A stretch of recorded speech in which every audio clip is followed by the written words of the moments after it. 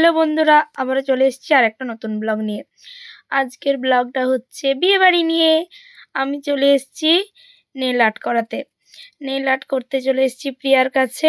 যেহেতু আমার বিয়েবাড়ি ছিল, তার জন্যে মানে আমার বলতে আমার দাদার বিয়ে ছিল, তাই একটু নেল আর্ট করে নিলাম। ওর কাছেই করাবো মেহেন্দি, তারপর চলে যাব বাড়ি, তারপর সোজা চলে যাব আইবুড়ো ভাতে।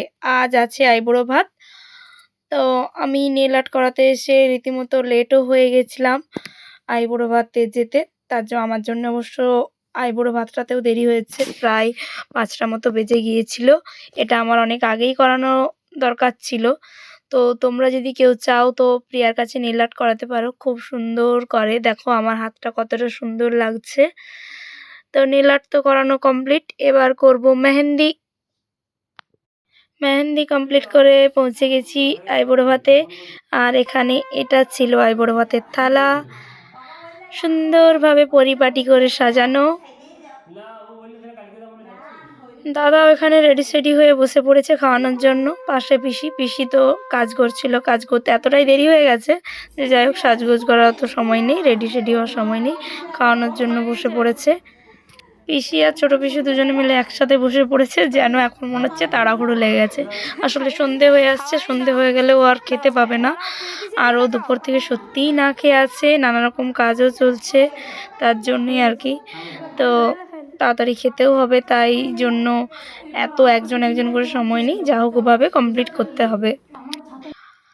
আজ হলো গিয়ে বিয়ের দিন, আর আমরা সবাই মিলে যাচ্ছি গ্রাম দেবতাকে আমন্ত্রণ জানাতে। সবাই মিলে বেরিয়ে পড়েছি, একটু পরে হবে তুমুল নাচ। যাই হোক, সবাই ফিরেও এসেছি। তারপর এই যে তত্ত্ব সাজানো হয়ে গেছে, তত্ত্বগুলো সব রাখা আছে, এগুলো নিয়ে এবার বেরিয়ে পড়বে যারা যারা গায়ে হলুদ আর তত্ত্ব নিয়ে যাবে। এখানে দাদা তার আগে করে নিচ্ছে একটু ফটোশ্যুট, আর আমরা দুজনে মিলে কাঁচা মাছ আর মিষ্টিটাকে প্যাকিং করতে বসে পড়েছি। সব কিছু রেডি, হলুদ তেলও পাঠানোর জন্য রেডি। তারপর আমরা রেডি হয়ে নিয়েছি হলুদ তেলের জন্য। এটা ছিল আমার হলুদ তেলের লুক। এরপর সবাই যে যার মতো তুলছে এখন ছবি, আর একটু তাড়াতাড়ি করতে হবে যেহেতু শীতকাল, তাই তাড়াতাড়ি সন্ধে হয়ে যাবে। এখানে আমরা সব বোনেরা আর বৌদিরা, মাঝখানে রয়েছে দাদা, দাঁড়িয়ে পড়েছি। আর এটা ছিল নাচ। নাচের ভিডিও এখন আমার কাছে নেই, যাই হোক অনেক নাচ টাচ করে আমরা মোটামুটি রেডি বিয়ে দিতে যাওয়ার জন্য। আমরা সবাই রেডি হয়ে বেরিয়েও পড়েছি। এখানে জাস্ট যাওয়ার আগের মুহূর্তের প্রস্তুতি চলছে। বর বেরোনোর আগে অনেক নিয়ম থাকে, ও সেগুলো করছে, আর আমরা সেই সুযোগে তুলছি ছবি। পৌঁছেই শুরু হয়ে গেছে তুমুল নাচ। আর এখানে এক কাণ্ড, মানে বর নিয়ে টানাটানি, আমরা বলছি আমরা নাচ করব, আর ওরা বলছে না বরকে ঘর ঢোকাবো।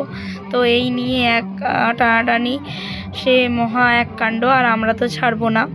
আসলে আমাদের কাছে নাচ আর মজা করাটাই আসল।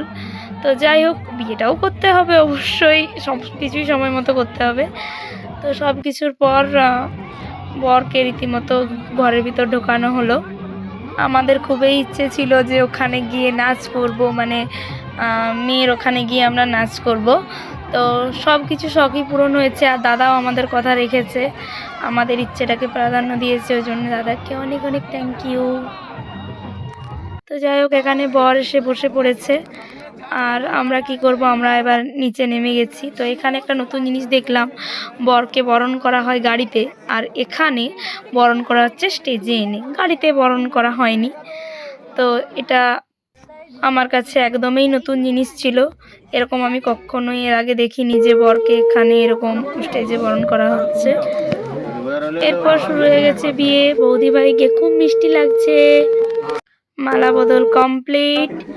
এরপর বিয়েতে বসে পড়েছে। আমরা সব কিছু শেষ হওয়ার পর আমরা বাড়ি ফিরে চলে এসেছি। ওরা সকালে আসবে, সেখানে রয়েছে বলতে শম্পা, ওদেরকেও একবারের সাথে করে নিয়ে আসবে। তার বাকি আমরা সবাই চলে এসেছি। টাটা, দেখা হবে নেক্সট ব্লগে বৌদি ভাইয়ের আগমন পর্ব নিয়ে।